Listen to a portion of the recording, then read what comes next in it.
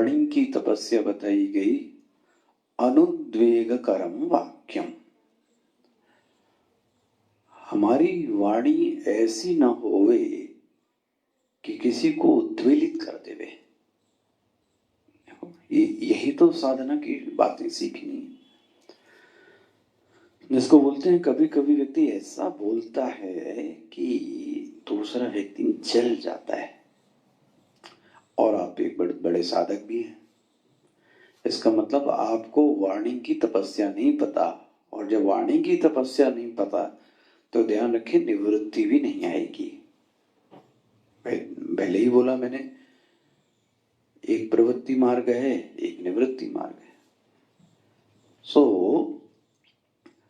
अनुद्वेगकरम वाक्यम, वाणी की तपस्या यह है कि किसी तरीके से ऐसे वाक्य बोले जिससे किसी को उद्वेलित ना करें हम। देखो जी, एक आपको कैरेक्टर दिखाता हूं जिससे आपको समझ में आ जाए। आपने भागवत में सुना, जब देवकी का विवाह हो रहा था तो देवकी का विवाह किससे हो रहा था? भगवान कृष्ण के पिता वसुदेव। उनके लिए क्या कहा गया? सत्वम शुद्धम वसुदेव संगीतम। क्या कहा गया? सत्वम शुद्धम वसुदेव संगीतम। महात्मा जो वसुदेव थे, उनका मूल व्यक्तित्व क्या था पता है?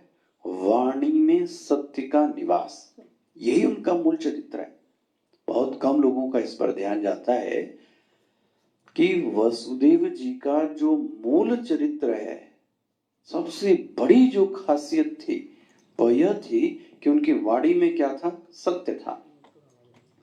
अब देखो आप, छोटी सी घटना, जब वो देवकी को प्रताड़ित कर रहा था, कौन? कंस।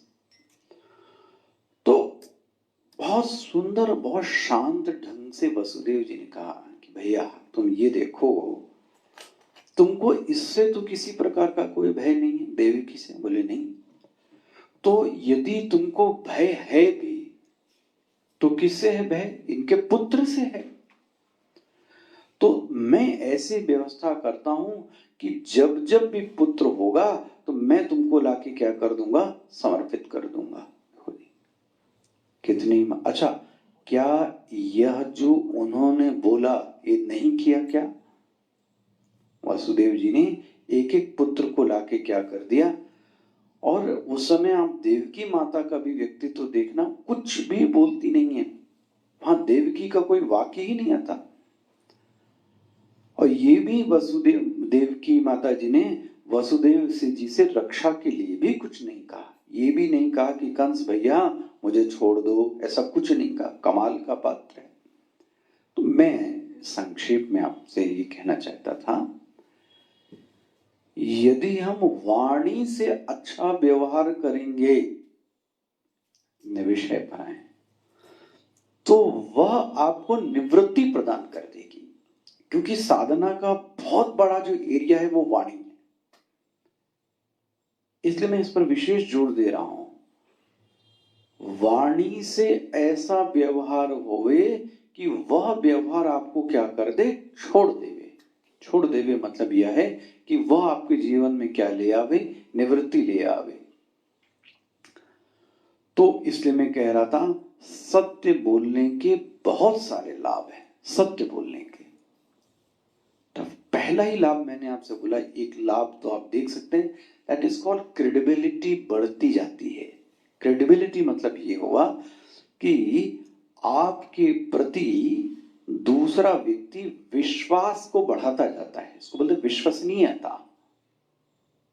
मतलब अगर उसने ये बात कही तो व्यक्ति बोलता है फिर तो ठीक होगा। लेकिन जैसे आज भी अब हम लोग क्या कर रहे हैं, कुछ भी न्यूज फैला रहे हैं, कुछ भी न्यूज फैला रहे हैं, हमको सोर्स नहीं पता है। एक वायरल कर दिया कि ये शिव पुराण का मंत्र है।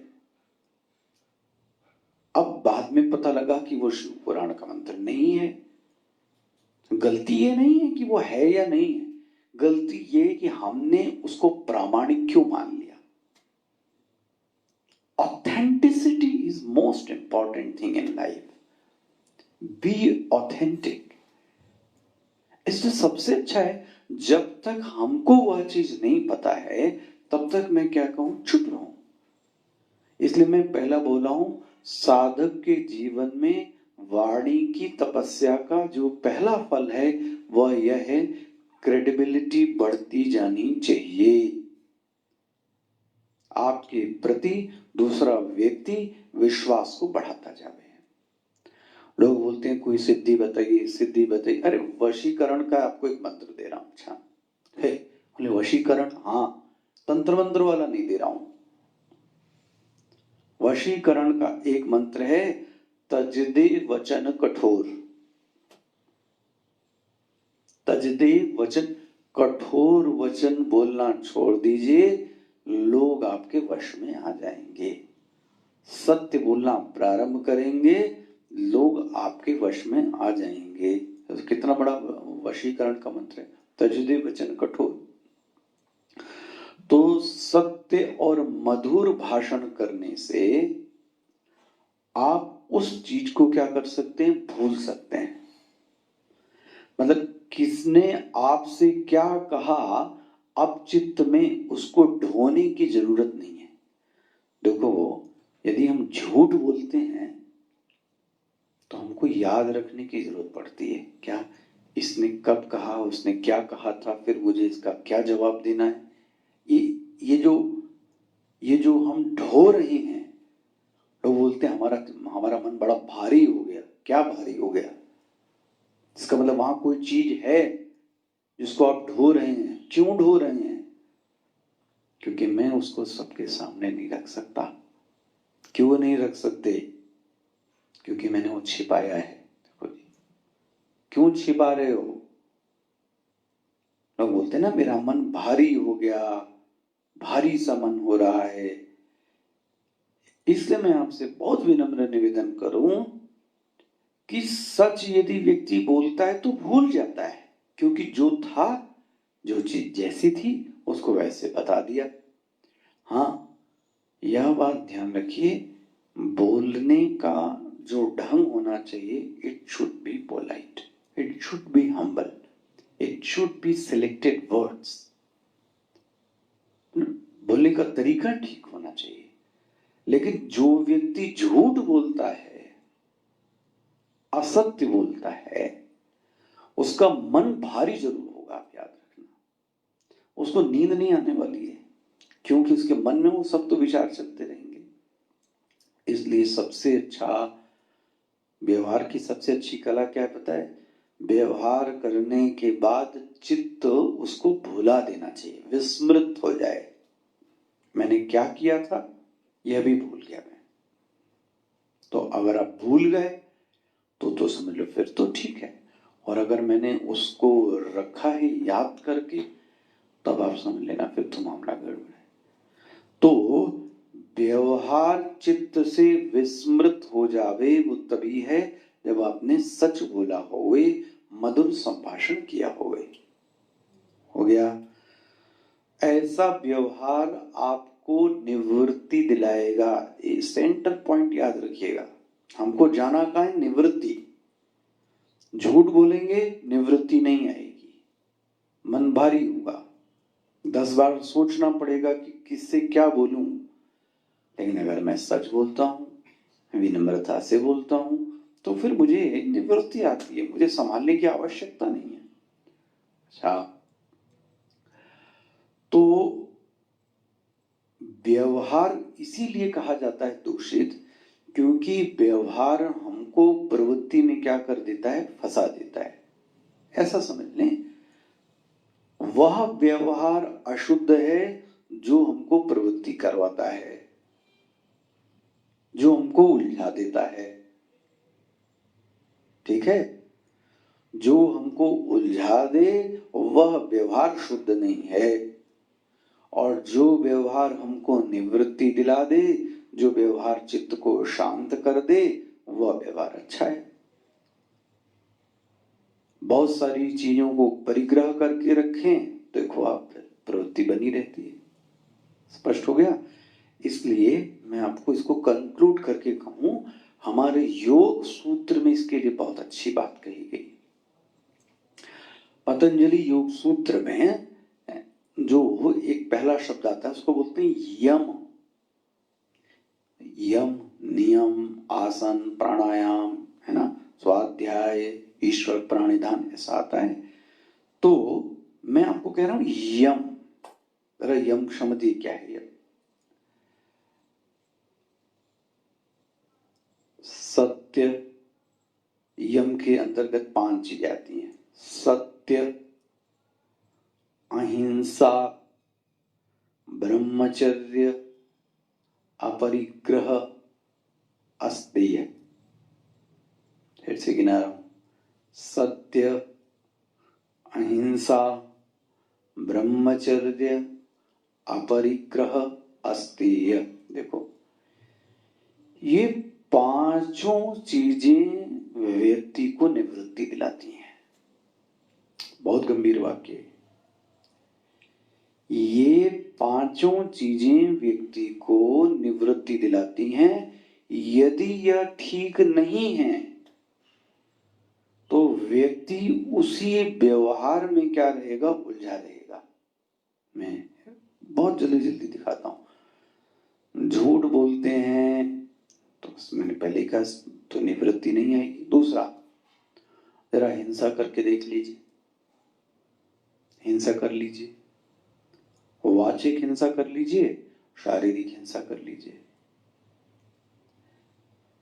अरे स्पष्ट तो आपसे क्या कहूं, बहुत ज्यादा ये कोरोना भी यदि विचार करने लगो तो अगर जो साधक ध्यान में बैठते हो कभी रात में या दिन में, ध्यान में भी वही विषय चलने लगता है। तो जो सच्चाई फेस करते होंगे उनके सामने आ रहा होगा। क्यों? क्योंकि हम बहुत ज्यादा इन्वॉल्व हो गए। तो यदि ध्यान करना है, मेडिटेशन, तो मेडिटेशन इट्स नॉट एक्शन कि आप बैठ गए और आपने ध्यान कर लिया। आप बैठ जाओ, अच्छा, नो प्रॉब्लम, ध्यान ध्यान मेडिटेशन कर लो, और जैसे ही आंख बंद की तो फिर से चालू हो गया, यहाँ ऐसा हुआ, वो उसको ऐसा हुआ, कहीं हमको भी ना हो रहा हो बाहर। देखो स्टार्ट हो गया कि नहीं हो गया आपके मन में? कहाँ हो गया ध्यान? इसलिए हम तो उल्टा आपसे करें, इन दिनों को खूब अच्छे साधना में प्रयोग कर लीजिए।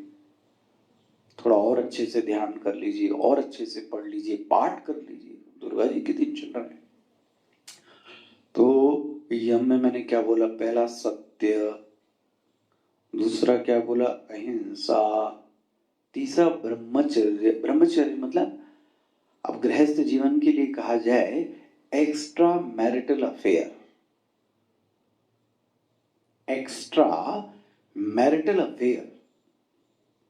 अगर आप भोगी स्वभाव के हैं, और अब आपसे क्या कहना, तो चित्त शांत नहीं रह सकता।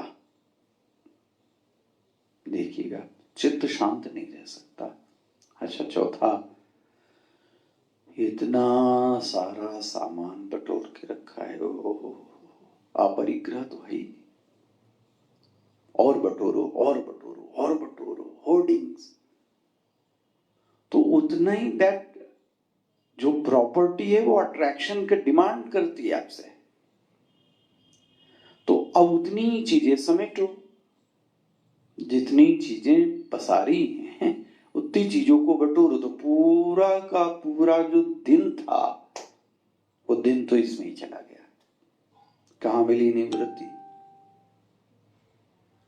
साईं इतना दीजिए जामे कुटुंब समाए, मैं भी भूखा ना रहूं साधु न भूखा जाए।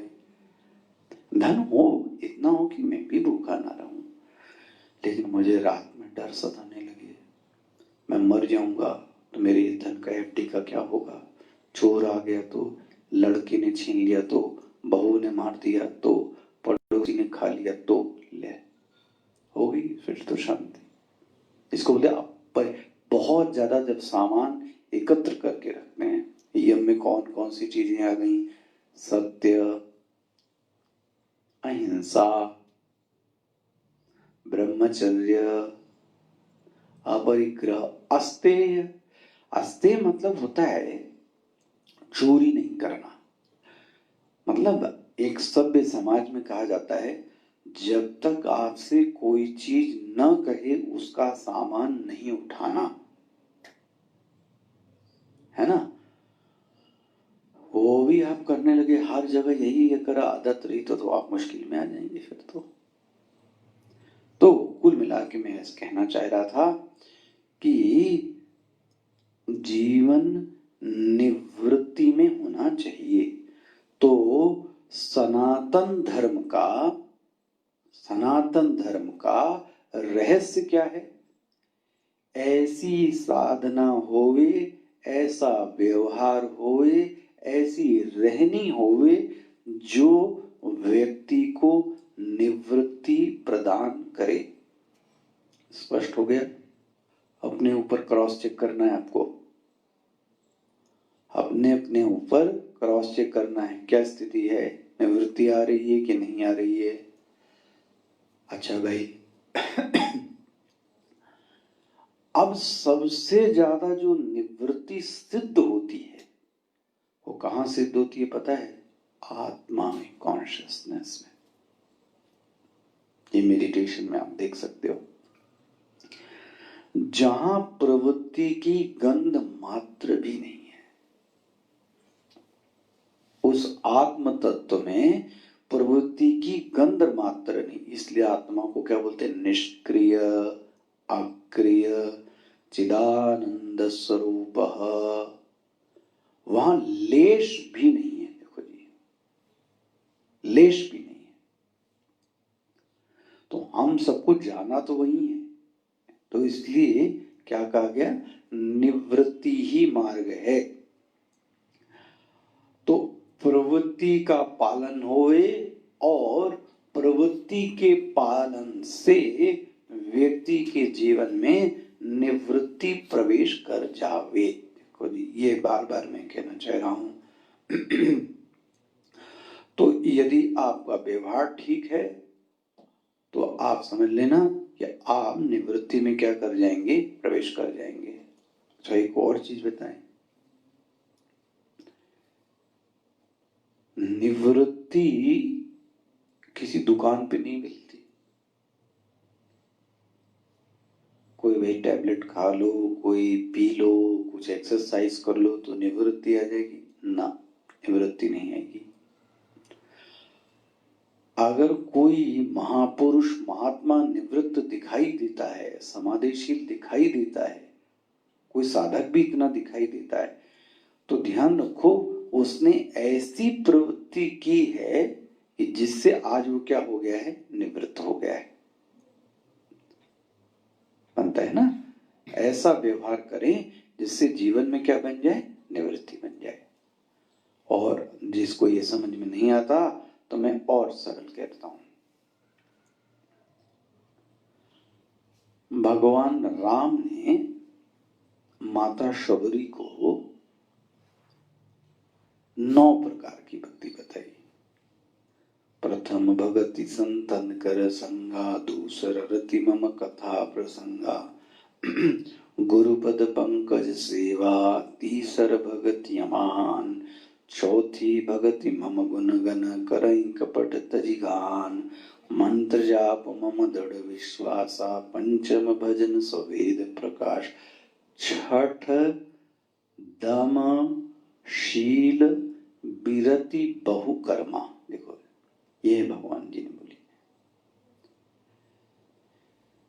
बहुत ज्यादा कर्मों से प्रवृत्त न हुए, इसलिए क्या बोलते हैं? विरति बहुकर्मा। बहुत ज्यादा कर्म करने से बहुत ज्यादा आप एक्टिव हो जाएंगे तो आपका चित्त कैसा हो जाएगा? चंचल हो जाएगा। इसलिए भगवान बोलते हैं रजोगुण नहीं जाना है, अब ऐसे भी देखो आप, बहुत ज्यादा कुछ कुछ एक्सरसाइज ऐसी होती हैं जिससे व्यक्ति शांत नहीं होता है और रजोगुण उसका क्या हो गया, बढ़ गया। तो हमें तो कहां पहुंचना है, शांत स्थिति में पहुंचना है। और ऐसा कुछ जीवन कर लिया कि अशांत हो गए, तो इसलिए भगवान ने वो बोला छठ दमशील बिरति बहु, तो रजोगुण में ना चले जाएं। और अच्छी तो एक और उपाय है, अगर सही प्रवृत्ति करेंगे तो गलत प्रवृत्ति से आप अपने आप ही हट जाओगे। एक साधना की अच्छी बात ये, सही प्रवृत्ति करेंगे भाई, सही रास्ते पर चलेंगे तो गलत रास्ते से बच गए। सोच के देखिए, निषिद्ध का त्याग नहीं करना पड़ा, उल्टा जो सही था उसको अपनाना पड़ा, तो गलत चीजों का अपने आप ही क्या हो गया, त्याग हो गया। सोच के देखिएगा। इसीलिए कहा गया हमारी जो बुद्धि होवे, सबसे पहली चीज वो कैसी होवे, सात्विक होवे। हम जब ये बोल देता हूं तो आपके मन में ये जरूर आएगा, क्या प्रश्न आएगा, हमारी बुद्धि का क्या हाल है।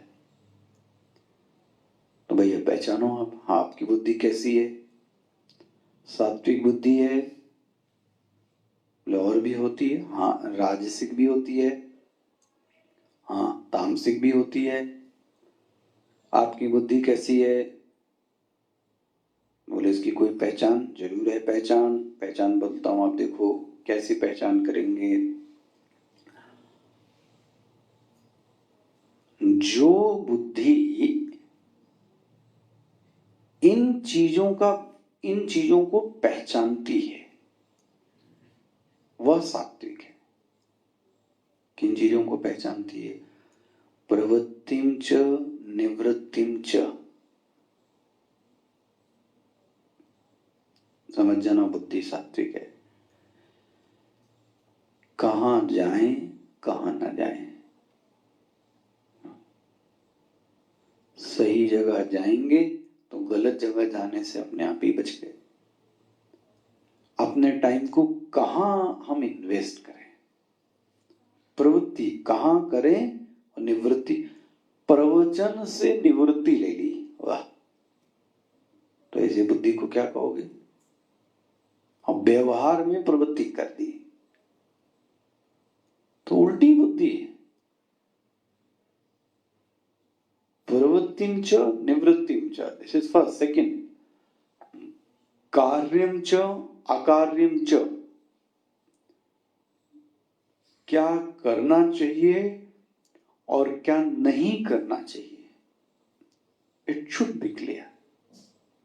क्या करूं और क्या ना करूं, प्रवृत्तिं च निवृत्तिं च कार्यं च अकार्यं च भयं च अभयं च,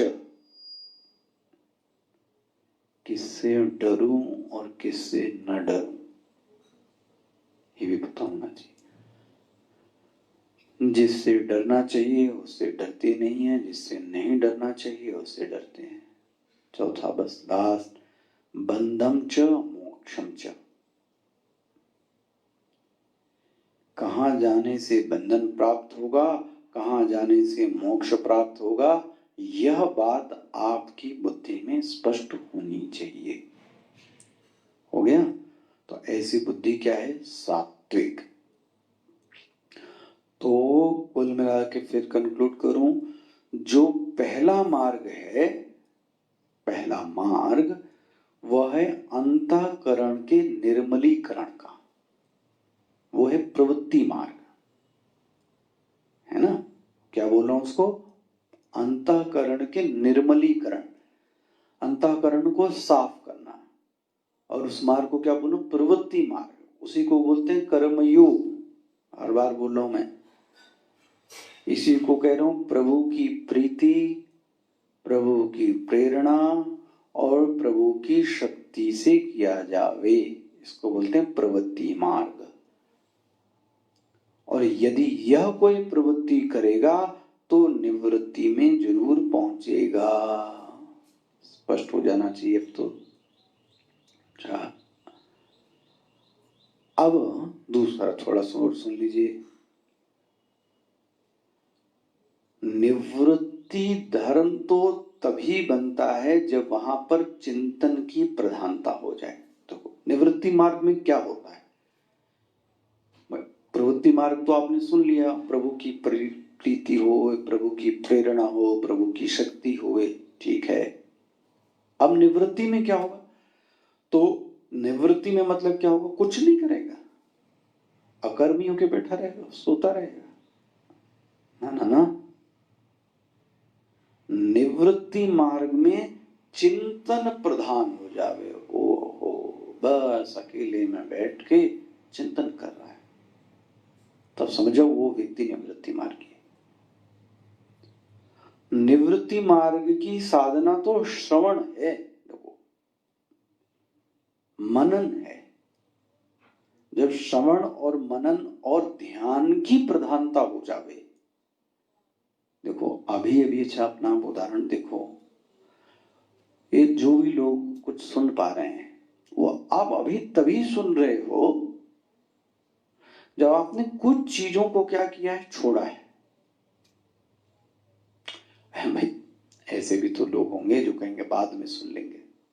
बाद में सुन लेंगे मतलब क्या हुआ? अभी इस समय उनके चित्त पर दूसरा जो कर्तव्य है वो इसकी तुलना में हावी है, भारी है। तो व्यक्ति क्या कहे, इसको बाद में सुन लेंगे। तो अभी क्या करोगे? अभी कुछ और करेंगे। इसका मतलब वो हमारे जीवन में प्राथमिकता किसकी? उसकी। स्वागत है, लेकिन अभी तुरंत सत्संग, मतलब हम लोग तो आज अभी लाइव हैं, जब आप कहीं सत्संग सुनने भी जाते हैं तो वही तो सुनने जा सकता है जब वह अन्य चीजों को क्या करे? छोड़े। छोड़े मतलब क्या? जब निवृत्ति होगी नहीं तो जाएगा कैसे? तो निवृत्ति की साधना ही है वही श्रवण। और बहाना मानव के लिए तो बहुत है कि मेरा है जीवन के आखिरी समय में हम साधना करेंगे, सिर्फ भगवान की भक्ति करेंगे, आश्रम जाएंगे। भैया ऐसा कभी ना हुआ है, न कभी होगा, कभी नहीं होगा, किसी के साथ नहीं हुआ ऐसा। तो निवृत्ति मार्ग की साधना क्या हो गई? श्रवण, मनन और निधिध्यासन। तो बिना निवृत्ति के श्रवण भी सिद्ध नहीं होता, बिना निवृत्ति के मनन भी सिद्ध नहीं होता, बिना निवृत्ति के व्यक्ति, आप देख लो, ध्यान नहीं कर। ध्यान में बाधा क्या है? क्या आसन आपके पास, कमरा आपके पास, धरती आपके पास, तो कौन बाधा डाल रहा है भाई? बोले मन। वो मन क्या बाधा डाल रहा है? बोले जब बैठो तो वो भाग जाता है। कौन? मन। क्यों भाग गया? क्योंकि अभी मन को कहीं और का स्वाद चखना क्या है अभी बाकी, उसके पास और विषय हैं। जब और विषय हैं तो फिर वो जाएगा ही जाएगा। इसलिए कहा गया निधिध्यासन, ध्यान के लिए भी व्यक्ति को क्या चाहिए? निवृत्ति। तो 10-15 मिनट भी अगर आप बैठते होगे तो आपको ये बात समझ में आ जाएगी। अच्छा, तो कंक्लूड, द्विविधो वैदिको धर्मः प्रवृत्तिश्च निवृत्तिश्च। स्पष्ट हो गया। अब ये बात भगवान ने, जो मैंने आपको सुनाई पूरी की पूरी बात, ये बात भगवान अर्जुन को कहते हैं। देखिए जरा पहला श्लोक क्या बोलते हैं? इमं विवस्वते योगम। इमं मतलब जो मैंने आपको अब तक सुनाया, यह योग, यह जो मैंने तुमको प्रवृत्ति मार्ग बताया, यह जो मैंने तुमको निवृत्ति मार्ग बताया, कहां बताया? अध्याय 2 क्या है? निवृत्ति ज्ञान। अध्याय 3 क्या है? प्रवृत्ति। तो मैंने तुमको ये सब जो अर्जुन सुनाया, कनेक्ट करना कैसे? इमम शब्द की व्याख्या हो रही है, इमम विवस्वते योगम। अर्जुन, जो यह ज्ञान मैंने तुमको सुनाया, यह ज्ञान सबसे पहले मैंने यह ज्ञान सूर्य को सुनाया था। ओहो, इमम विवस्वते योगम, मैंने पहले यह ज्ञान भगवान सूर्य को सुनाया था। मतलब who is the first disciple? That is Surya. अच्छा, अब फिर उसी विवस्वान ने यह ज्ञान मनु को सुनाया। विवस्वान मनवे प्राह, यह ज्ञान विवस्वान ने किसको सुनाया? मनु को सुनाया। मनु ने क्या किया? मनु इक्ष्वाकु, ये राम का वंशज है। मनु ने यह ज्ञान किसको सुना दिया? इक्ष्वाकु को। स्पष्ट हो गया? भगवान बोलते मैंने ये ज्ञान सूर्य को दिया, सूर्य ने ये ज्ञान मनु को दिया, मनु ने यह ज्ञान किसको दिया? इक्ष्वाकु। कौन सा ज्ञान? ये अव्ययम, अव्यय मतलब इटरनल। यह ज्ञान जो मैंने तुमको सुनाया, ये ज्ञान मैंने जो अन्य शिष्यों को सुनाया, ये कौन सा ज्ञान था? बोलते हैं ये इटरनल लॉ, ऐसा ज्ञान जिसका ना अव्ययम, जिस ज्ञान का नाश नहीं हो सकता, उस ज्ञान को कौन सा ज्ञान कहेंगे? अव्यय ज्ञान। तो यह जो अव्यय ज्ञान, अव्यय मतलब जो काल में भी कभी नष्ट ना होवे, तो यह ज्ञान मैंने तुमको क्या किया? सुनाया। कौन सा ज्ञान? इटरनल, जो कभी नाश नहीं हो सकता है। अच्छा, इसके बाद एक चीज आपने देखी, ये जितने लोगों ने ज्ञान सुना सब के सब राजा थे, और राजा के अलावा ये सब क्या थे? छत्री थे। तो एक बात तो स्पष्ट हो गई, कोई कहे कि यह ज्ञान सिर्फ ब्राह्मणों के पास था, यह सही नहीं है। यह ज्ञान तो क्षत्रियों के पास में भी था, क्योंकि ये मनु कौन है, इक्ष्वाकु कौन है, विवस्वान कौन है? इसका मतलब इनको ऐसे लोगों को कहते हैं जिनके पास ब्रह्म ज्ञान भी था और जो राजा भी थे। ऐसे लोगों को बोलते हैं राजर्षि। क्या बोलेंगे? राजा भी थे और ऋषि भी थे। मतलब शासन करने की क्षमता भी थी और इनमें ज्ञान नाम की चीज भी थी। इसलिए क्या बोलते हैं? एवं परंपरा प्राप्तम इमं राजर्षयोः विदु। मैंने यह जो ज्ञान था यह किसको दिया? यह राजर्षि को दिया। देखो, क्षत्रिय में दो तरीके की बात हो गई। एक तो सिर्फ शासन ही करते हैं, लेकिन एक ऐसे लोग हैं जो शासन भी करते हैं और जिनके पास ब्रह्म ज्ञान भी है, उनको क्या बोलते हैं? राजर्षि। तो अब भगवान के सामने श्रोता कौन है? अर्जुन। तो अगर ये कह दिया जाए कि सबसे पहले ब्रह्मा जी थे, ब्रह्मा जी ने फिर अथर्ववेद की परंपरा बताई, मुंडक उपनिषद में ऐसा बोलते हैं ना, ब्रह्मा जी ने अथर्वण को दिया, अथर्वण ने अंगिरस को दिया, तो इसमें राज परिवार नहीं है। ये लोग तो ऋषि हैं। ब्रह्मा ने किसको दिया? जब मुंडक उपनिषद पढ़ेंगे तो आएगा। ब्रह्मा ने अथर्वण से अंगिरस, ये सब तो ऋषि हुए। तो ये कैसी परंपरा हुई? ये ब्राह्मण, ये ऋषि लोगों की परंपरा हो गई। लेकिन भगवान के सामने जो बैठा है वो कौन है? अर्जुन। वो कैसा है? क्षत्रिय। तो भगवान ने उसको कौन सी परंपरा बताई? क्षत्रियों की परंपरा बताई कि मैंने सूर्य को दिया, सूर्य ने मनु को दिया और मनु ने इक्ष्वाकु को दिया। अच्छा, तो अब एक बात ये और ध्यान रख लेना, यह जो परंपरा प्राप्तम एवं परंपरा, यह जो ज्ञान है वो परंपरा से बह रहा है।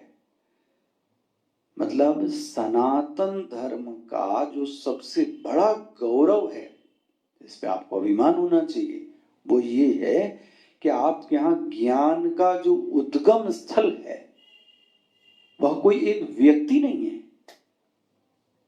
ध्यान से सुनिए आखिरी बात, ज्ञान किसी एक व्यक्ति से नहीं निकला हमारे यहाँ। जैसे कि कोई दो राय नहीं कहने में, मुस्लिम में किससे निकला, बोले पैगंबर से। ईसाई में किससे निकला, बोले ईसा मसीह से। हिंदू में किससे निकला, बोले राम। तो राम खुद ही जब पैदा हुए तो राम तो क्षत्रिय में पैदा हुए, इसका मतलब क्षत्रिय धर्म तो पहले से चल रहा था। तो राम तो उसी मतलब राम वॉज बॉर्न इन अ सनातन धर्म फैमिली।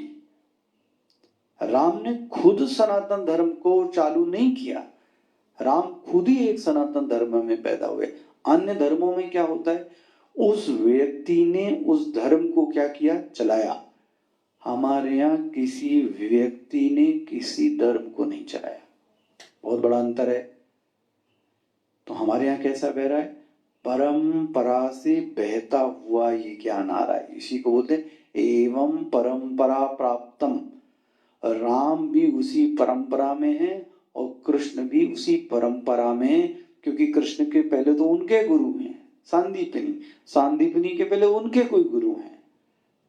इसका मतलब हमारे यहाँ जो ज्ञान आ रहा है वो कैसे आ रहा है, परंपरा से आ रहा है। तो भगवान क्या बोलते हैं, मैंने यह ज्ञान परंपरा से पहले सूर्य को दिया, सूर्य से मनु को दिया, मनु ने इक्ष्वाकु को दिया, और ऐसा यह ज्ञान एवं परंपरा प्राप्तम ये राजर्षि लोगों के तक आया।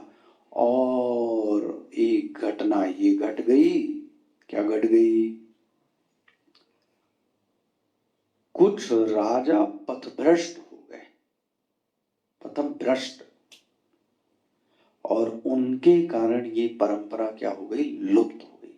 नष्ट हो गई नहीं कह रहा हूं, लुप्त हो गई। क्या बोलते हैं, सकालीनी महता योग नष्टा। नष्टा मतलब यहाँ क्या है, नाश हो गई ऐसा नहीं, थोड़े समय के लिए वो जो राजाओं का जीवन था वो ऐसा कुछ हो गया कि वो ज्ञान में अपना जीवन नहीं बता रहे थे, निवृत्ति पारायण नहीं हुए, तो ज्ञान थोड़े समय में क्या हो गया, लुप्त हो गया था। लेकिन अर्जुन फिर से ये ज्ञान क्या हो गया, आ गया। तो मैं अर्जुन तुमको वही ज्ञान सुनाने जा रहा हूं जो ज्ञान पहले मैंने इस सूर्य को दिया था। ठीक है, तो यहां से भगवान ने ज्ञान की परंपरा बताई और अब भगवान यहां से प्रवचन अपना प्रारंभ करेंगे, क्या ज्ञान था। ओके, ये फिर से सप्तश्लोकी दुर्गा जी के दिन है, तो इन 7 श्लोकों का ही सिर पाठ कर लें तो भी मान लिया जाएगा कि सप्तश्लोकी दुर्गा का पाठ आपने कर लिया। श्री सप्तश्लोकी दुर्गा शिव उवाच देवी त्वं भक्तसुलभे सर्वकार्यविधायिनी कलौ हि कार्यसिद्ध्यर्थम् उपायं ब्रूहि यत्नतः। देव्य उवाच शृणुदेव प्रवक्ष्यामि कलौ सर्वेष्टसाधनं मया तवैव स्नेनाप्य अम्बास्तुति प्रकाश्यते। अस्य श्री दुर्गा सप्तश्लोकी मंत्रस्य नारायण ऋषिः अनुष्टुप् छन्दः श्री महाकाली महालक्ष्मी महासरस्वत्यो देवताः श्री दुर्गा प्रीत्यर्थं सप्तश्लोकी दुर्गा पाठे विनियोगः। ॐ ज्ञानिनामपि चेतांसि देवी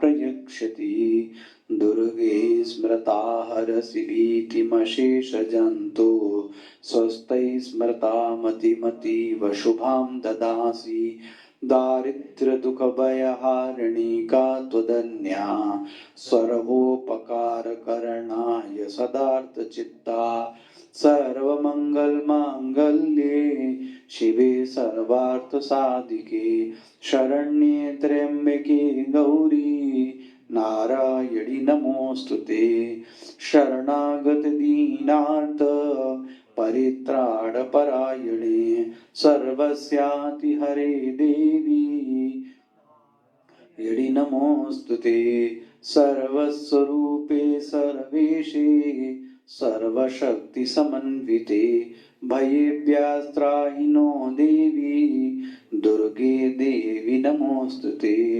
रोगान् शेषानपहंसि तुष्टा रुष्टा तु कामान् सकलान् अभीष्टान् त्वमाश्रितानां न विपन्नराणां त्वमाश्रितां हि श्रयतां प्रयान्ति सर्वबाधा प्रशमनं त्रैलोक्या सकिलेश्वरी एवमेव त्वया कार्यम् अस्मद्वैरिविनाशनम् श्री सप्तश्लोकी दुर्गा संपूर्णा। ॐ सर्वे भवन्तु सुखिनः सर्वे सन्तु निरामयाः सर्वे भद्राणि पश्यन्तु मा कश्चित् दुःखभाग् भवेत्। ॐ सर्वेषां स्वस्तिर्भवतु सर्वेषां मङ्गलं भवतु सर्वेषां पूर्णं भवतु। ॐ असतो मा सद्गमय तमसो मा ज्योतिर्गमय मृत्युर्मा अमृतं गमय। ॐ पूर्णमदः पूर्णमिदं पूर्णात् पूर्णमुदच्यते पूर्णस्य पूर्णमादाय पूर्णमेवावशिष्यते। ॐ शान्ति शान्ति शान्तिः। हरिः ॐ श्री गुरुभ्यो नमः। हरिः ॐ। धन्यवाद।